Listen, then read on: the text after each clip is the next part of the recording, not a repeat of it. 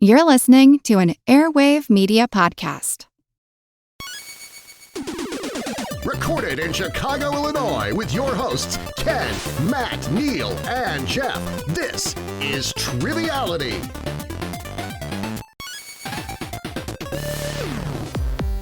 Hello and welcome to Triviality, the game where a lack of seriousness meets a little bit of knowledge. My name is Neal. I'm here with Ken and Jeff. Ken, you're sitting next to me, next to the mic here, but you're not on your own mic. But I just want to give you, your day in court here, so people know that you're here.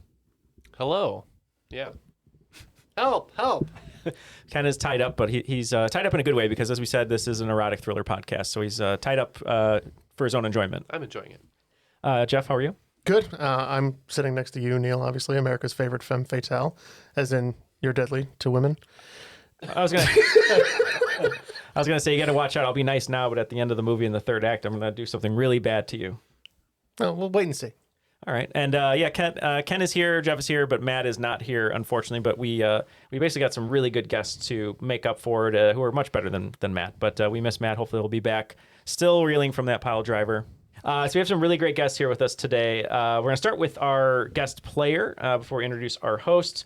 He's been a patron for a really long time. Always love having him on the show. But I think Jeff said our first transatlantic guest. Continental. Continental? Did I say Atlantic? Yeah. Not even continental. What are you guys talking about? Oh, I guess, yeah. They're on the same continent. Okay, so I just drove across the border. Transnational. There we go. He drove across the border. That's the word we're looking for. But yeah, Ken Ludlow, you've been on the show before, but coming to us from Toronto. So thanks for being here. Yeah, no worries. My pleasure. I'm here in person this time, which is interesting and fun. So thanks for having me. Yeah, and you're going to be in our neck of the woods for a little bit, but anything you'd like to talk about yourself or what you're doing here, or just anything? You don't have to say, anything, of course. Yeah, no worries. I travel quite a bit for work. I mentioned that a few times I'm here, and you graciously offered if I was ever in the area to come by. So I'm here for the week with work, and I took you up on your offer. So thanks. Yeah, so happy to have you here. It's great to meet you in person. We've seen you on a computer screen for so many years, and in hotel rooms. I think different hotel rooms. A couple times, yeah. Yeah. So thanks for being here, and you're going to partner with Jeff today. But we'll get to our team names in a second. I'm going to partner with Ken, but we need a host, and just so excited to have him back. I can't remember, it was last year you were back here in the studio, but Ben Coughlin, how are you doing, man? I was here 52 weeks ago today. Oh, was it a full year, basically? Full year. Yeah, oh, this wow. past weekend. My college roommates brought that up yesterday. I'm like, all right, it just worked out. So I am from Saginaw, Michigan, and I host trivia at my local family business every Thursday night. And my college roommates wanted me to come down and visit them for the weekend. And lucky enough, it lined up where I was going to host Triviality. And so I'm here in studio with these guys as well. And I'm super happy and humbled to be back. So thank you for having me. And the business is? The business is called Baines Apple Valley. We actually had 2 people from Detroit come up and play my trivia right after the podcast last year, which was super cool. Awesome. Nice. Glad they have not that been worked. back, unfortunately. Well, you gave us probably my fault. You gave us some swag last assume time, they're and I not gotta local. say, Yeah. it is the comfiest sweater I own. So make sure you get some of their swag too. Yeah. Yeah, I do want to say the Bain Cider project sweater that we have, or that I have, I should say, it's like a, what color would you call it? It's kind of like a salmon, dark or lighter red kind of. Salmon is fantastic. Salmon. Yeah. But anyway, I don't think I've gotten as many compliments on anything I've ever worn except for that sweater. So if you have a chance to maybe check out some of the swag, do you have a website maybe people can check out? Yeah, if you go to bainesapplevalley.com, you can see a glorious picture of me right on the front page. And unfortunately, you can't buy stuff on there quite yet. But once I get $1 million, then we'll go forward from there. There you go. Well, if anyone's got spare change around, throw it your way. But yeah, thanks for being here, obviously, for hosting the game. We're going to partner, as I said. Ken's sitting right next to me to make room here because we only have 4 mic inputs and want to make sure it sounds good for everyone. So we're gonna be a sci-fi inspired team name. That's right. Since it's Ken versus Ken today, we're going to be Kender's Game. And Jeff and Ken over there? Yeah, Star Trek inspired. We're going to be the Wrath of Ken. Sounds good. All right, Wrath of Ken versus Kender's Game. Ben, we're so happy to have you here, so feel free to take it away. All right, I really appreciate it. Is there Schmeagle, right? Oh, we do have a Schmeagle. Can we do a Schmeagle one? Yeah, we'll do a Schmeagle rules read. I like saying Schmeagle, though. It's my aunt and uncle's last name, so that's why I like to pronounce it like that. Oh, Schmeagle. I cried when I heard that for the first time. Our was listener, laughing so hard. Josh Schneider, doing a great Gollum impression.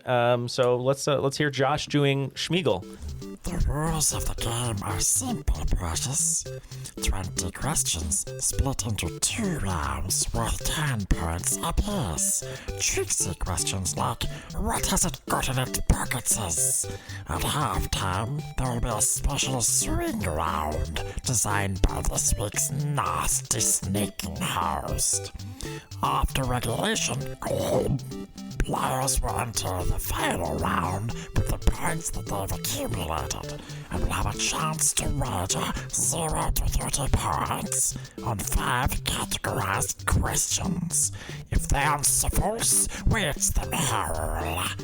At the end of the game, someone will be named the cream of the process.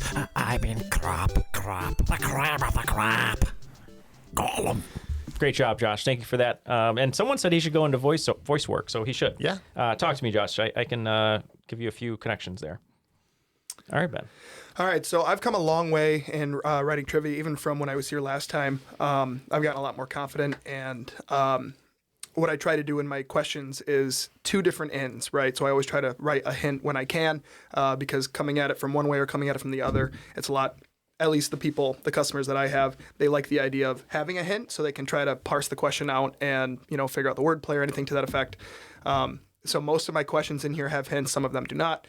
And then I have an awesome swing round today for you guys. So the first question that I have for you guys is this. The top-rated playable character in the video game Super Smash Bros. Melee is a character introduced by Nintendo in 1993. Named after an animal that makes the sound wah-pa-pa-pa-pa-pa-pow. What character would one choose if wanting to gain the upper ground?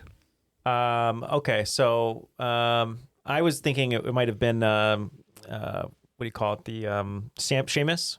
Is it Seamus? Samus? Seamus. Seamus from WWE. Seamus, the Irish space explorer. I'm thinking maybe the sound effect there is from What Does the Fox Say? And I know Fox is a very popular Smash Brothers character, so I'd say we say Fox. Let's do it. Yeah, Yelness or Svelness or whatever the hell that band name is. We agree. We think this is the Fox. Ilvis. Is it Ilvis? Fantastic. I would have never guessed Ilvis either, so thank you for telling us that. But yes, your answer is Fox. He is not my go-to. I'm a Kirby guy, but Fox is apparently what all the top players use in Super Smash Brothers. I spit at Kirby. Yeah, we knew it's Fox. Oh, man. All right, your second question. One of the most decorated Grammy winners of all time, Alison Krauss, has 27 Grammy wins. Alongside singing, she famously plays what instrument? I told you once, you son of a bitch, she's the best there's ever been. And I'll be a little lenient. I would like the specific, but a little lenient is fine. We're going to lock in. Well, I'm assuming if he's going to be a little lenient, this would be the fiddle, but I think violin is acceptable. Yeah. Because it sounds like House of the Rising Sun was maybe in its clue there. Okay. And, if you're playing Fire in the Mountain, Run Boys Run, it's going to be on fiddle. Yeah, Alison Krauss sounds familiar. I'm fine with that, yeah. We're going to lock in fiddle. Is Alison Krauss the one who had an album with Robert Plant? Robert Plant, her band is called Union Station. Okay. And 27 Grammy wins is just absurd. That is absurd. Absolutely crazy. But yes, the album with Robert Plant is fantastic. Not House of the Rising Sun, but Double One went down to Georgia. Yeah. Jeff. Yeah, not House of Rising Sun. Yeah, we think it's a fiddle. Yeah. Yeah, Jeff, you're just wrong. But. No, in the song, they mention Devils in the House of the Rising Sun. So it's in the lyrics. Yes. Yes. He's right. The devil's in this house. And Devil's he's in sitting the right details. here. Yeah. But your correct answer is fiddle, but again, I'll also accept violin. So I think we're off to a pretty good start here. I think we're going to go 3 for 3 on this one, too. The iconic SpongeBob SquarePants episode, Club SpongeBob, is a direct parody of the book Lord of the Flies. As in both, they use a particular item to either call meetings or answer questions while stranded in the wilderness. What is the item that both groups use? We're locked in. You're familiar? Yeah, I'm familiar with the Lord of the Flies part of that, not so much the SpongeBob part. Oh, no. You're not familiar with the... we said, all hail the magic conch. Yeah, we think this is the conch shell, or for people who love, traditional reporting, the Walter Cronk shell. That was fantastic. Was it, though? That's really nice of you. It was. I love cringy stuff like that, so thank you for putting that memory in my head. Yes, your correct answer is the magic conch shell. I have not read Lord of the Flies, but I think I need to. William Golding. It's very good. Ken and I read it freshman year. I always mistake that one with the Harrison Ford movie, The Mosquito Coast. All right. The first game we played here was a little challenging, so I think we start off a little easy, but I want to step it up here a little bit. So your fourth question, the acceleration modes on Tesla Model X's include chill, standard, sport, insane, and what final mode that increases peak torque and speed? Don't go too fast, though. We wouldn't want you to turn to plaid. I haven't been in a Tesla. I've been in a Tesla. Pretty sure I've had a couple as my Uber before. How fast were they going when you were The doing speed limit. I don't think speed limit is the answer. No, I don't think so. I don't know what the plaid reference would be. Is it? No, I don't either. I don't remember Ludacris wearing a lot of plaid, but I could see a Ludacris mode. Ludicrous speed from Spaceballs. Yeah. With Spaceballs, I mean, that might be a reference they would make. Yeah, I can see that. I don't know the reference to plaid, but I'm fine locking into that. Let's say Ludacris. Yeah. That's great, actually. We weren't too sure on this one, but plaid is, reference to Spaceballs, Field of Schwartz. And but I just thought it was, I've heard of absurd before, but I couldn't pull it, but we just guessed absurd. So yeah, it is 100% a Spaceballs reference.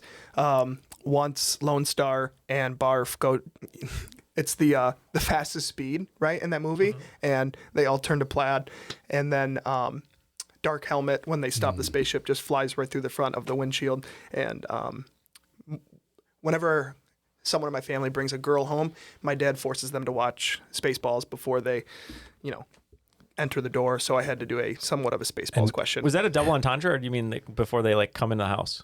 Oh, I'm being serious. Yeah, either Spaceballs or Blazing Saddles, and I don't know how many of them come back.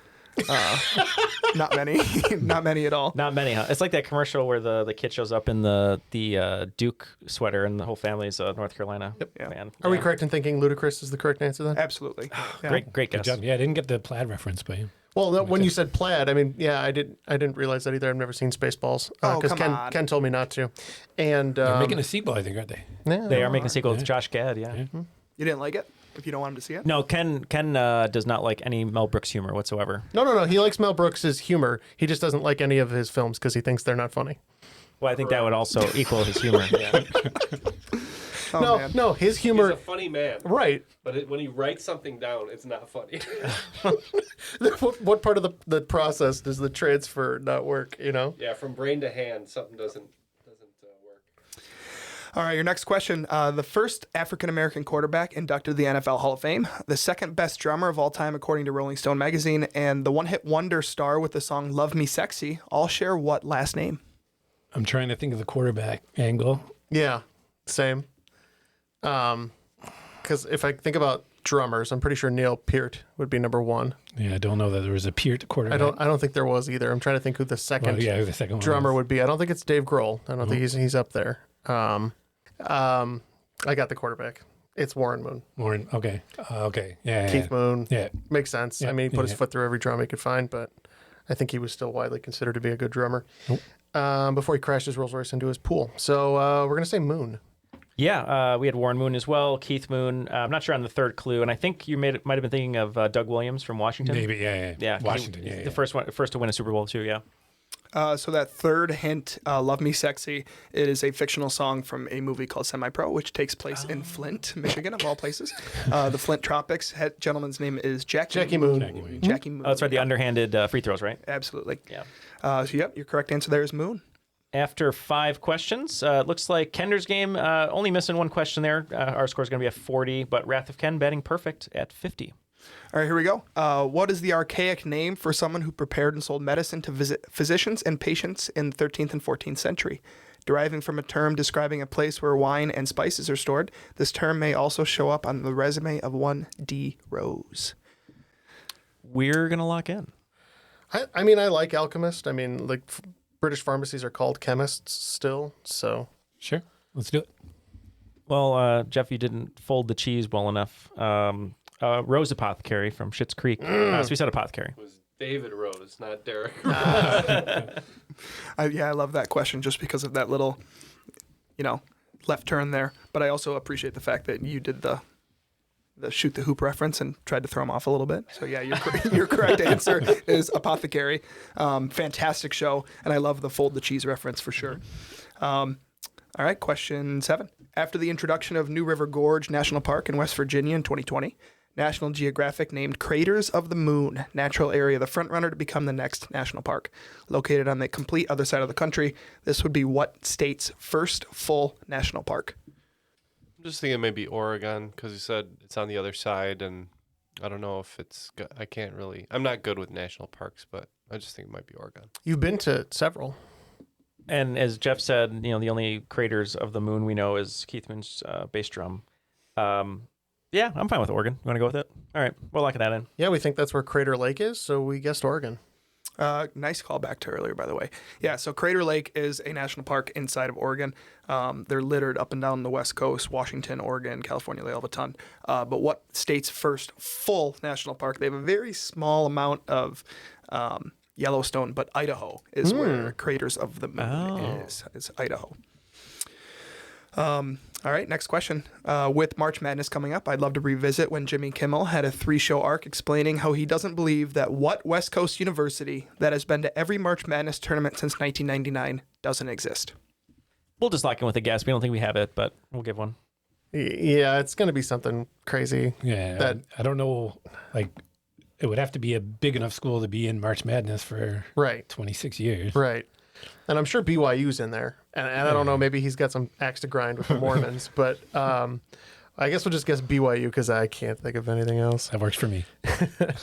Yeah, this one, I feel like it's a longer name than what we put, but we just took a guess of Colgate. Maybe thought, like, why is a toothpaste to college? But yeah.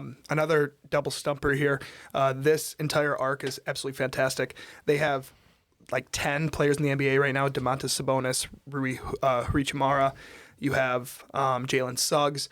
This university is in Spokane, Washington. It's called Gonzaga.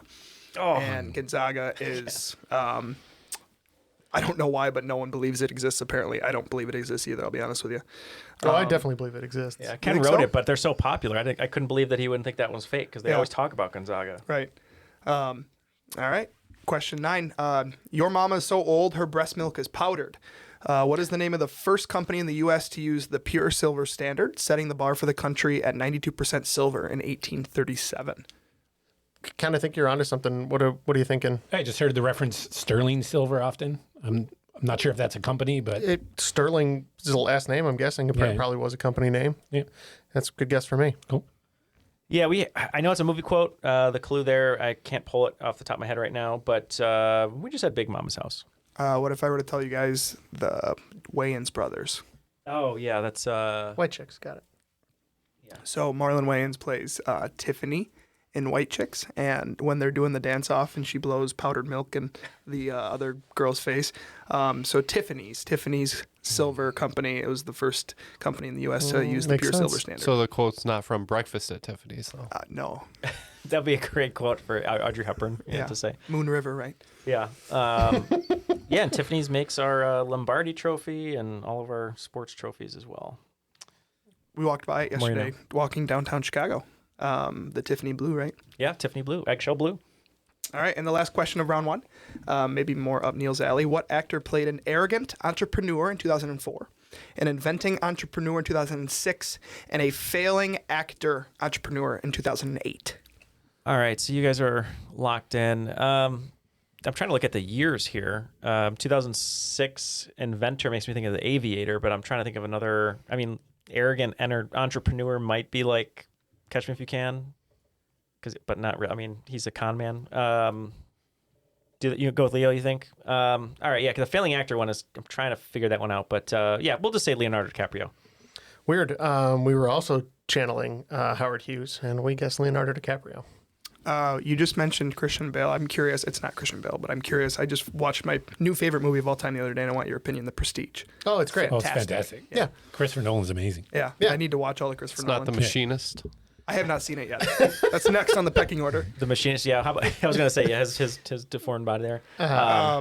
How did you like David Bowie in there as Tesla? I didn't even recognize him. Yeah. It's crazy. It's a good role for him. Super good role. But yeah, Hugh Jackman's lovely in that, and Scarlett Johansson. It's one of the best films. An incredible. It's plot top 25 twist, for too. me. I loved the Philip Glass theme and Edward Norton's performance.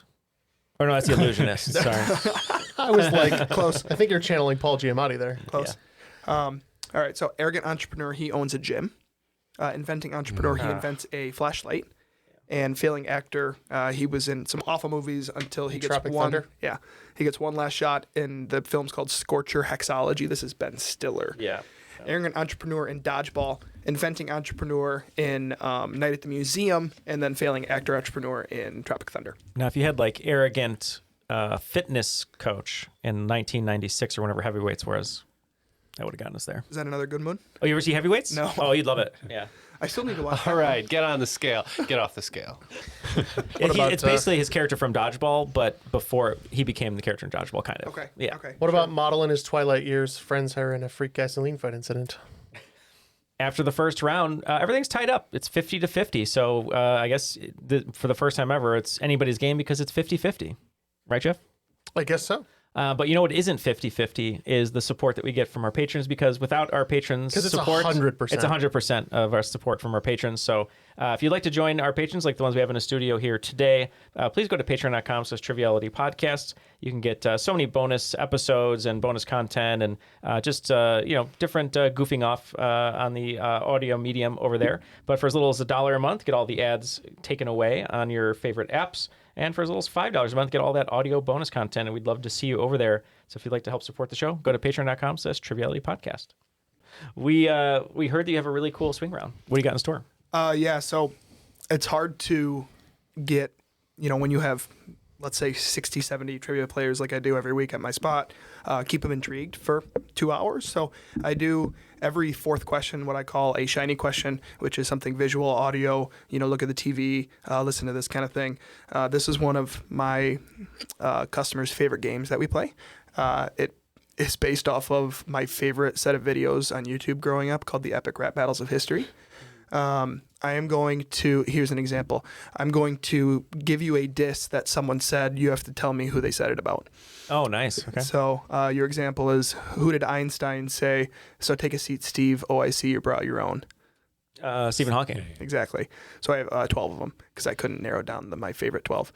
Some of them are, you can kind of get it from who you think they would have faced off in a video like that, or the hints in their lyrics are just fantastic. So we'll get going. So who said to Dumbledore, "Tom, riddle me this, bitch. How's your little wand going to beat my staff?" Number 2, Babe Ruth said to who, "You look tired, kid. You got Sheryl Crow's feet eyes. You're out with 3 strikes, just 1 ball." Who said to Tony Hawk, "Let's skip the kick flips and McTwists. You'll be speechless after 3 periods like an ellipsis." Ash Ketchum said to who, "You're a glitchy old man, best left out at sea. Set sail in Galapagos, suck on these." Martin Luther King Jr. said to who, "I admire the way you broke the British power, but I have a dream that one day you'll take a shower."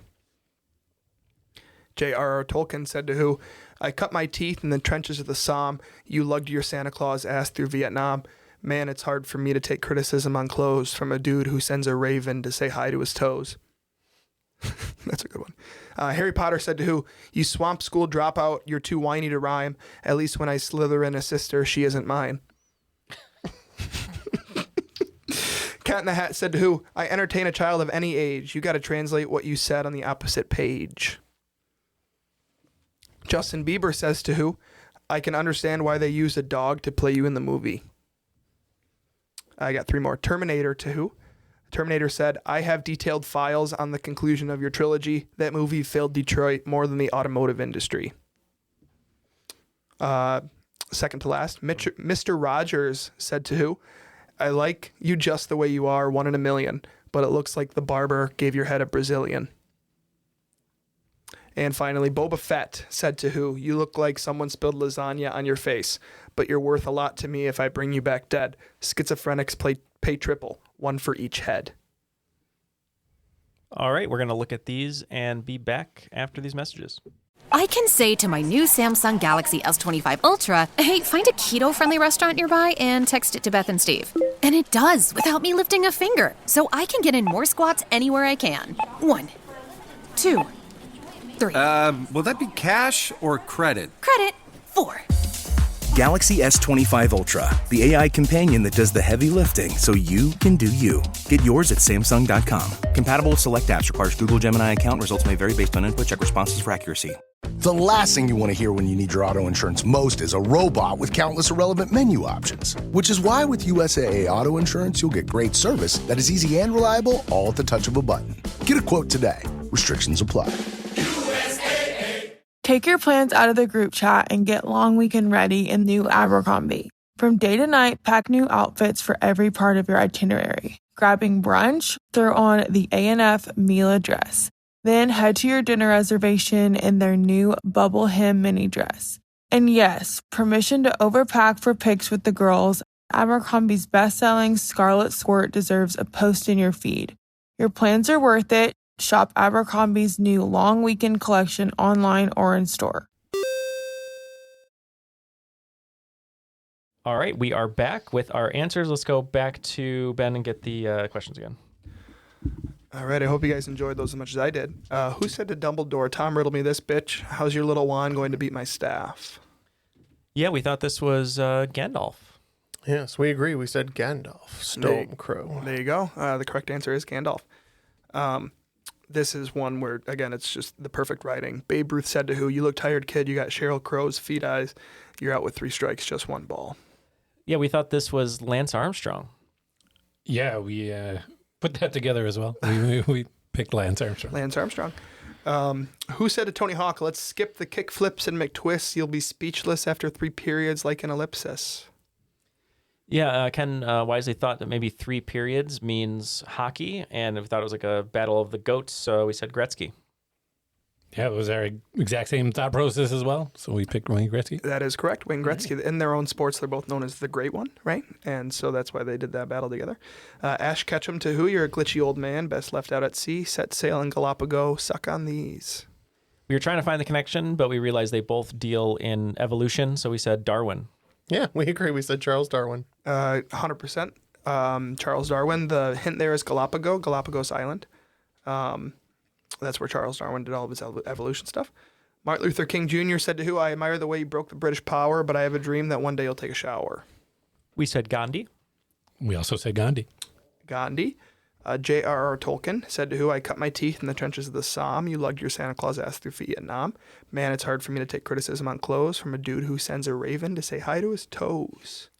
We thought this was a battle of the RRs. We said George R.R. Martin. This was Ken's insight as well. We said George R.R. Martin. Yeah, it took you guys a little bit to get there, but Raven, that's how they, mail things in Game of Thrones. It says George R.R. Martin. This next one, Harry Potter said to who, you swamp school dropout, you're too whiny to rhyme. At least when I slither in a sister, she isn't mine. We thought this was Luke Skywalker. Yeah, this one is when it all started to click a little bit for me and how they all work together. So Swamp school dropout on Dagobah, right? Yeah. That is Luke Skywalker. A little bit more of a difficult one. Cat in the Hat said to who, I entertain a child of any age. You got to translate what you said on the opposite page.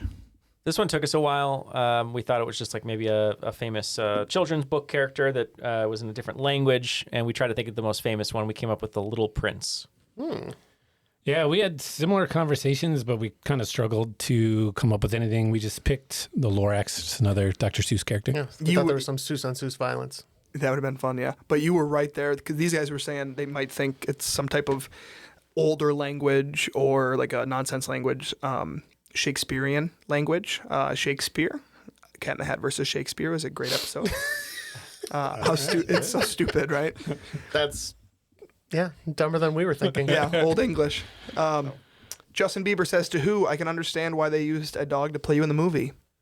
Yeah, this one gave us a lot of trouble. We couldn't figure it out. Really the only clue we had was maybe dog meant alpha dog, and they're both Justin, so we said Justin Timberlake. Yeah, the only connection I had was maybe he was beefing with another Canadian, so we just went with Drake. Half these really do make sense, like Harry Potter versus Skywalker and Tolkien versus Martin, but then some of these make no sense at all. Justin Bieber went up against Beethoven. Used a dog to play in the movie Beethoven. We talked something Yeah, like that. But you guys were right there. Yeah, we don't said know if we would have got that. Clifford was as close as we got for a dog in the movie. But Terminator. I have the detailed files on the conclusion of your trilogy. That movie failed Detroit more than the automotive industry. Yeah, Ken got this one right away. We said RoboCop. we agree. RoboCop. This one is my favorite. Mr. Rogers to Who? I like you just the way you are, 1 in a million, but it looks like the barber gave your head a Brazilian. Yeah, we were trying to figure out who would he go up against, and then we kind of boiled it down to maybe it's a battle of the Misters. So we said Mr. T. We took it a different direction. We did, yeah. Actually, something just clicked for me for what he said. But we went with initially... Shel Silverstein. Yeah. But I'm thinking after just what you said now, I'm thinking it might be Mr. Clean. Why do you think it clicked? Oh, Mr. Clean. Mr. Clean. Okay. Do you know what a Brazilian is? Well, I have an idea, yeah. Okay. I've met a few. I hope to see one day. Mr. T definitely has a Brazilian on his head. So Mr. T is the correct answer there. Yeah. Well, I would have been wrong anyway. The landing but- strip. The landing I got strip. you. Yeah. I got you. Thanks, Ken. It was a learning experience all around for me. Exactly. And finally, Boba Fett said to Who, you look like someone spilled lasagna on your face, but you're worth a lot to me if I bring you back dead. Schizophrenics pay triple, one for each head. Yeah, this one, we were trying to figure out who we would go up against and the lasagna face reference. And we thought maybe, Dog the Bounty Hunter is like sunburned all the time. And he's also a bounty hunter. So we said Dog. It's a good guess. I don't know what we had. I don't think we had anything for this Yeah, one. we tapped out at this point, I think. You guys were right there. I told you to try to maybe bounty hunter a different way. In the Marvel Cinematic Universe, they call them Deadpools. Where you get money for killing someone. So Deadpool, lasagna face. Yep. Yeah, looks like a scrotum. So Deadpool. So I hope you guys enjoyed that round. The people that come and play trivia with me absolutely love it when I do have a grab battle. So That was a great round. After the swing round, it looks like Wrath of Ken picking up 40 points, bringing their total to 90. And Kender's game picking up 45 points, bringing us into the lead by only 5 points with 95. All right, round 2, question 1. If you happen to be Mark Cohn and you're going to be strolling in the volunteer state's second most populous city, you would probably be wearing what kind of footwear? Yeah, so he's walking in Memphis. Well, yeah. There's no doubt in my mind Right, that you're right I on knew that. that one. Yeah. Walking so his feet don't touch the... Beal or something like that. I don't know. The lyrics. He puts on his blue suede shoes. Yes, that's right. In the middle of the pouring rain. Mm-hmm. I forgot it's that song that they oversing on American Idol when the first 10 seasons, everyone did that song. We just went with the Tennessee angle and figured cowboy boot. I think if it's pouring rain too, you don't want to be wearing suede. No, right? it'll ruin the suede. Unless you've treated it with a nice water repellent. Yeah, even if it was raining, he was wearing blue suede shoes. So that's what Elvis wears, right? And Elvis is from Memphis. So blue suede shoes, good job there. Round 2, question 2. She's flawless. I heard she has 2 Fendi purses and a silver Lexus. Her hair is insured for $10,000. John Stamos called her pretty on an airplane. And I heard she does car commercials in Japan. Are all compliments said about what movie character?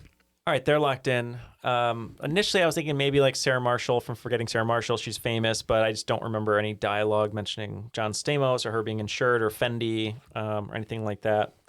But we're looking for a character for sure that like that, who is really popular. They repeat their name over and over again.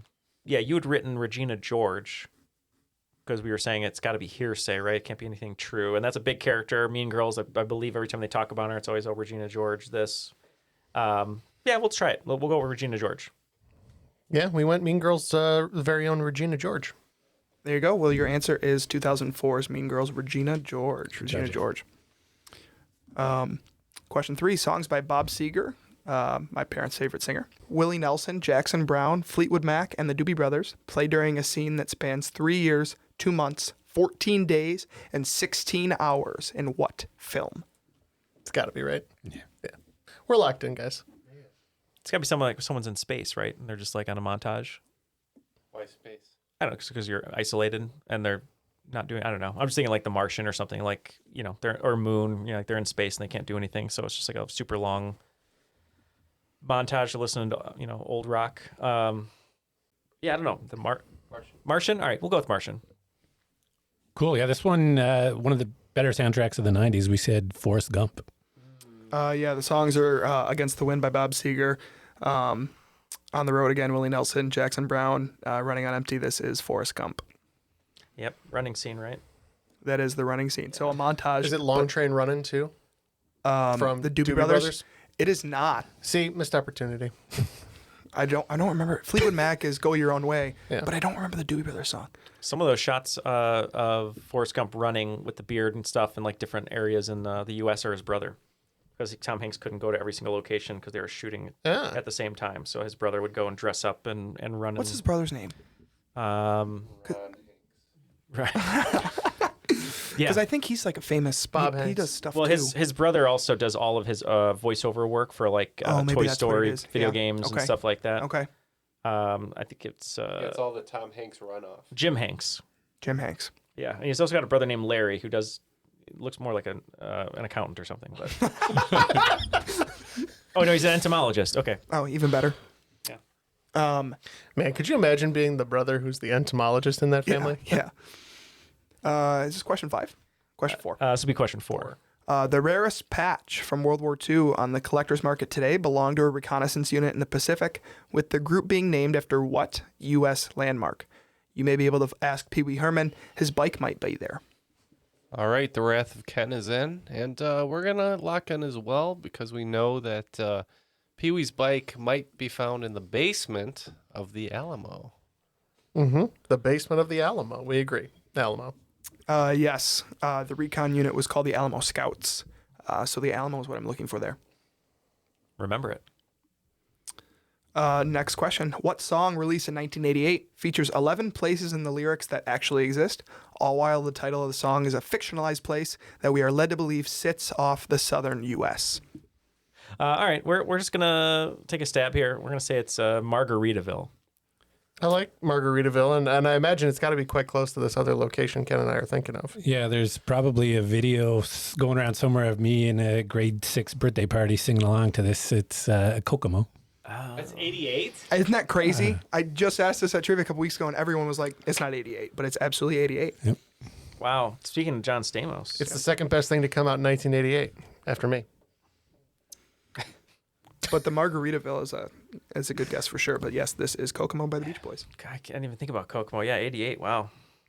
After 5 questions in the second round, Wrath of Ken playing perfect here, turning on the engines. They're picking up 50 points, bringing their total to 140. And Kender's game only getting 2 correct, so we're at 115. So they're kind of getting a nice lead here, Ken. We got to come back.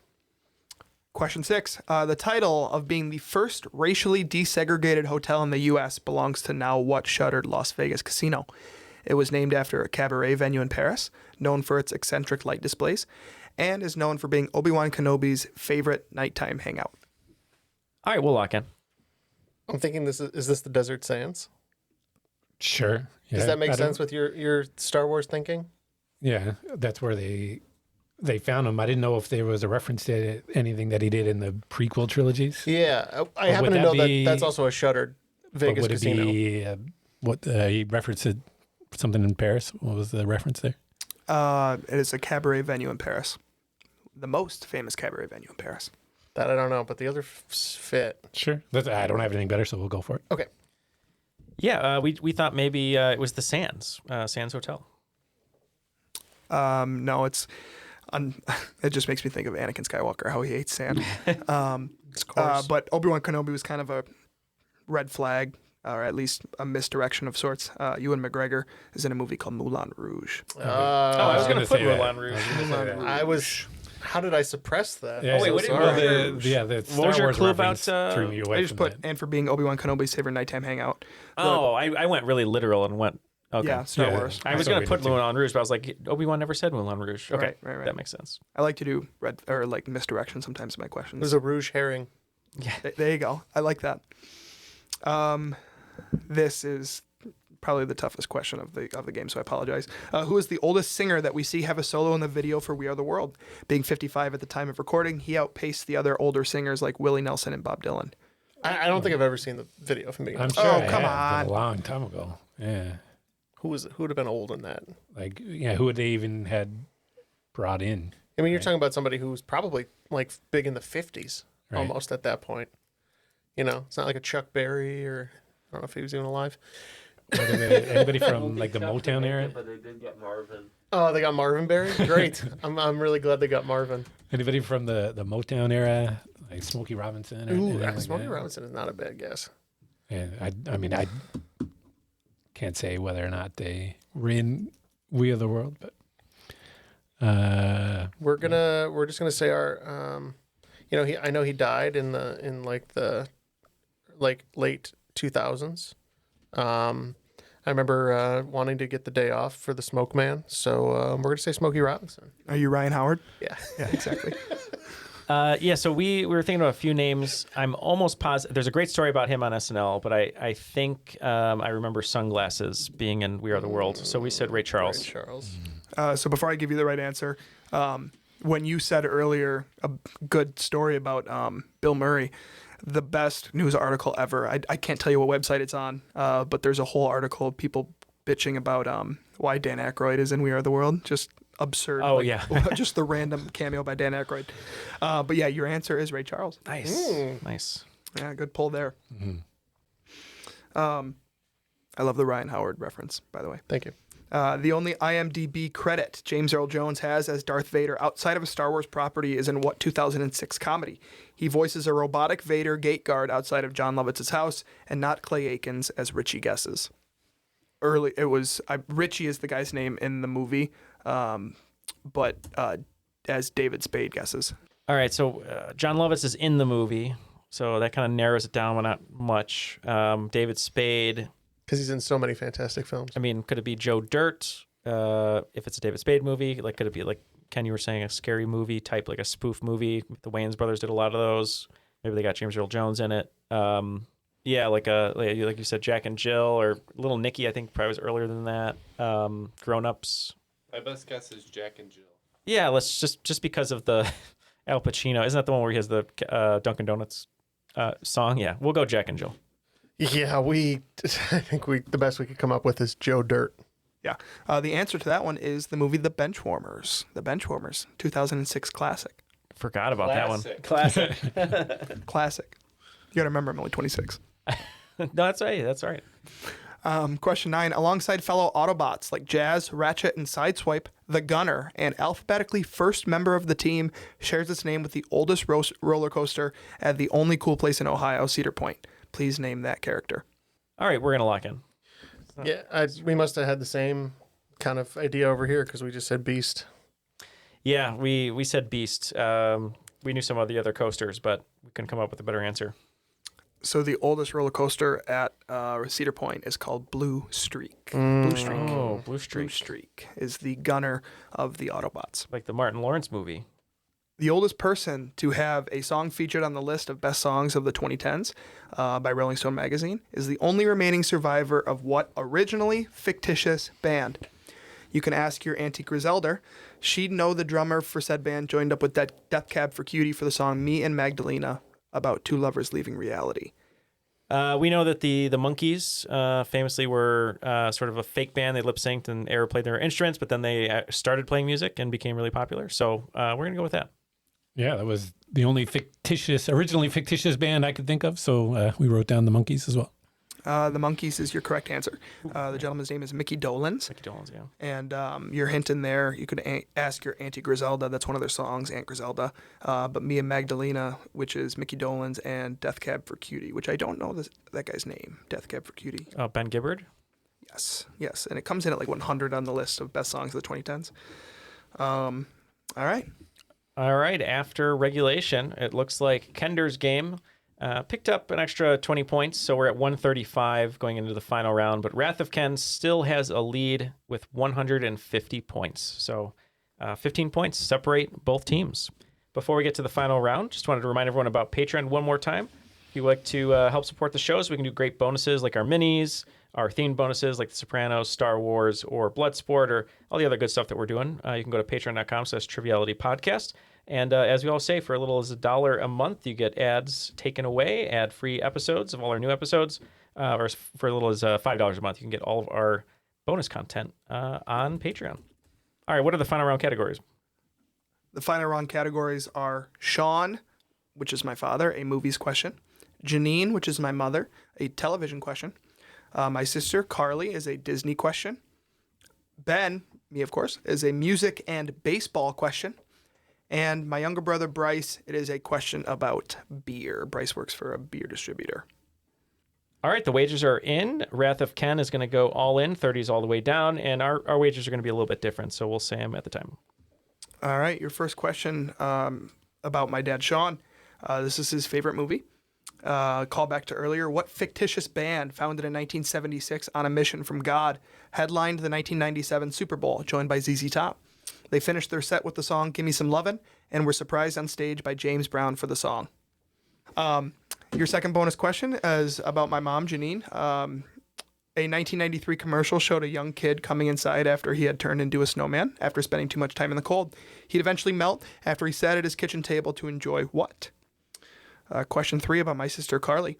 During the opening song to the Disney Storybook Sing-Along, we hear characters sing the song Whistle While You Work while cleaning the park. Mickey is watering the plants, but is interrupted by what character, telling Mickey he's late, and needs to come open the gate. Question about me, music and baseball, two of my favorite things. The Houston Astros AAA affiliate, the Space Cowboys, are based in a city that shares its name with a country band. The band has singers Jennifer and Christian, and albums Love on the Inside and Twice the Speed of Life. What city are the Space Cowboys located in? And finally, my brother Bryce works for a beer distributor. The question about beer. This past November, the sports world lost Ben Herbstreit, the golden retriever that belonged to sports commentator Kirk Herbstreit. Possibly the last time we lost a man's best friend. So close to our hearts was when we lost what brand mascot to kidney failure in 1993? Do you remember that time they killed Mr. Peanut? That was wild. All right, we'll go over these and be right back. Business taxes. We're stressing about all the time and all the money you spent on your taxes. This is my bill? Now Business Taxes is a TurboTax small business expert who does your taxes for you and offers year-round advice at no additional cost, so you can keep more money in your business. Now this is taxes. Intuit TurboTax. Get an expert now on turbotax.com/business. Only available with TurboTax Live Full Service. Incoming transmission. Hello, my name is Matt. And I'm McKinley. We are the father-son team that brings you History Dispatches. History Dispatches is a short daily history show where we talk about topics from all over the world and all throughout history.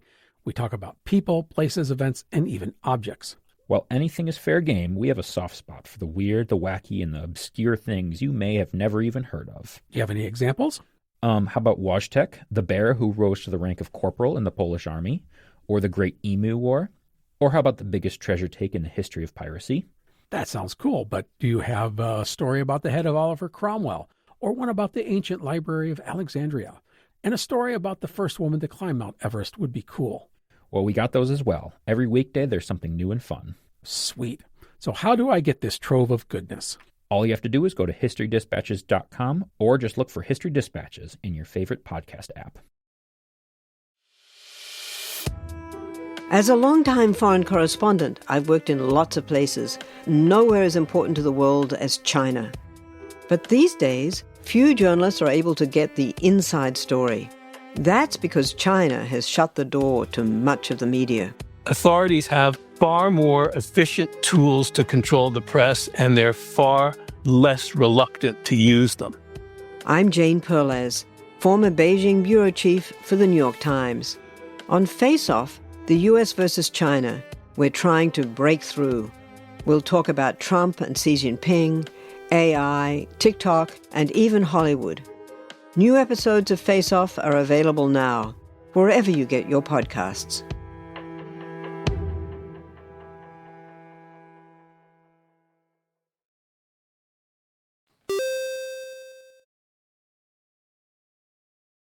And we are back, and we have some answers. Ready to get these questions one more time and see how we did. Who will be today's cream of the crop? Will it be us? Maybe. We'll see. Or us. That's our 100% chance. Or it's one of us. Or neither of you guys. We shall see. In a triviality first. Yeah. In a category of Sean, which is my father, this is one of his favorite movies. What fictitious band, founded in 1976 on a mission from God, headlined the 1997 Super Bowl halftime show, joined by ZZ Top? Along with Mel Brooks, this is something I don't really get, but we said the Blues Brothers. We agree. We said, hold on, Ken. We're coming. It's the Blues Brothers. So yeah, I mean, obviously you guys are based in Chicago, so the Blues Brothers, I wanted to ask some type of question. Bonus trivia again for you guys. Dan Aykroyd is the only person ever to be #1 movie, #1 album, and on the #1 TV show all at the same time. To be fair, I do hate Illinois Nazis and all Nazis. And all Nazis, yeah, as you should. Janine is my mother, my incredible, fantastic mother. A 1993 commercial showed a young kid coming inside after he had turned into a snowman. He'd eventually melt after he sat at his kitchen table to enjoy what? We said Campbell's soup. Yeah, definitely some chicken noodle soup for the soul. We said Campbell's soup. My mom worked at Campbell's Soup for many, many, many years. I would come home off the bus, and there would be like 10 cases of goldfish sitting on our front porch. And that's why I was a big kid growing up. It's all her fault. Question 3, my sister Carly. Shout out to my sister Carly. She just found out yesterday that she'll be graduating in the spring from college, which is awesome. Congrats. Her question during the opening song to the Disney Storybook sing-along, we hear characters sing the song Whistle While You Work while cleaning the park. Mickey is watering the plants, but is interrupted by what character telling Mickey he's late, and needs to come open the gate? For the record, we got 50 points on those first 2 questions, and hopefully another additional 15 for the White Rabbit. Yeah, I was in the play Alice in Wonderland in kindergarten, and I specifically remember my lines were, "It's late, it's late." For very you were the rabbit. I was the White Rabbit, indeed. I was the White Rabbit. That is a correct answer, the White Rabbit. Question about me. Music and baseball are two of my favorite things. The Houston Astros AAA affiliate, the Space Cowboys, are based in a city that shares its name with what country band? Yeah, we went with Sugarland. Yeah, we said Sugarland of Sugarland, Texas. Sugarland, Texas. Hands down, the best concert I've ever been to was Sugarland. And so, yes, your correct answer is Sugarland. But yeah, I like your input on the best minor league baseball team being the Rocket City Trash Pandas. Absolutely. Without a doubt. Yeah. Their logo's great. And then my brother, who just graduated from college last year and now works for a beer distributor. So his question about beer. This past November, the sports world lost Ben Herbstreit, the golden retriever that belonged to sports commentator Kirk Herbstreit.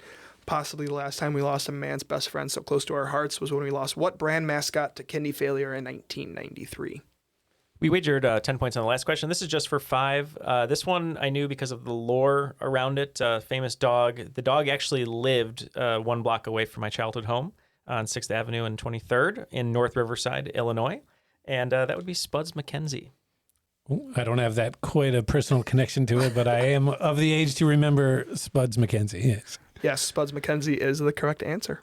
That's actually a really cool story, Neal. That my mom used to talk about it all the time. She'd say, "Oh, Spuds lived down the block over there." And then one day she pulled you guys into the living room to break the bad news. Spuds went to a farm upstate somewhere. Dead. After the final round, we've tabulated the scores. Kender's game tried their best in the final round. Got every question right. It just wasn't enough. The wagers weren't there. We're going to add a decent amount of points, but we're going to end with 215. But Wrath of Ken played perfect, bet all of their money, getting 150 points. Today's cream of the crop with 300 points, Wrath of Ken. The cream of the crop. It's like a perfect game. For bowling. Yes, for bowling. Not for Triviality. How do you feel? How do you feel about your performance? I feel like I had a great teammate today. And, I'm feeling like we had enough points. So, how do you feel about your teammate, Neal? I feel good about my teammate. We were very close to each other today, physically. Ken, thanks for joining us. Any shout-outs, anything before you go? Yeah, thanks for having me. Just like to say hi to my wife and daughter up in Canada. I flew in a day early just to come and hang out with you guys. So, thank you. I appreciate your hospitality. This has been fantastic. It's you listen and you play along and it seems easy, and then you host with you guys over Zoom and it's a little bit more difficult and it's a little bit more pressure when you're here. But I had a great time. You guys are great. Great. Yeah, you did a great job, and you won handily. So thanks. Yeah, Jeff carried me along on a lot of that. Yeah. Well, thanks. You're always welcome here, as is our host, Ben. Great written game here. So happy to your host and trivia at your place. But any shout-outs, before they go? Yeah, again, really appreciate you guys having me here. You all are incredible, and I look up to you, immensely. Which is weird because he's taller than all of us. Yeah, it is weird. You guys are short kings. I'm 5'11". You're still wearing the same T-shirt that Neal is. But again, I really appreciate you guys. I've come a long way in my what I used to be to now in the business sense and my own, personal sense with the trivia writing and stuff. And I'm honored again that I was able to be here. I hope to do it again. This is episode 410, I think you guys said, right? 410, yep. So I hope you're doing something big for 420. And or 500, right? And whoa, slow down. The steam lodge will turn into, or the sweat lodge will turn into a smoke lodge. There you go. But shout out to my family, all of our staff members, my friends at home. They all listened last time and love you guys' quippiness for sure. And so I think you have some listeners from that, just from listening last time. So I really appreciate you guys again. Welcome. Yeah, thank you, and welcome to any of your contestants or hangouts over at the Bane Cider. I guess that's going to do it for us today. Matt wasn't here again, unfortunately, but he'll be back next week, I'm sure. But we'd love to have you anytime you want to listen to the show. But for Ben, for Ken, for Jeff, for Matt, my name is Neal, and we'll see you on the flip side. Have an apple. Have a great day.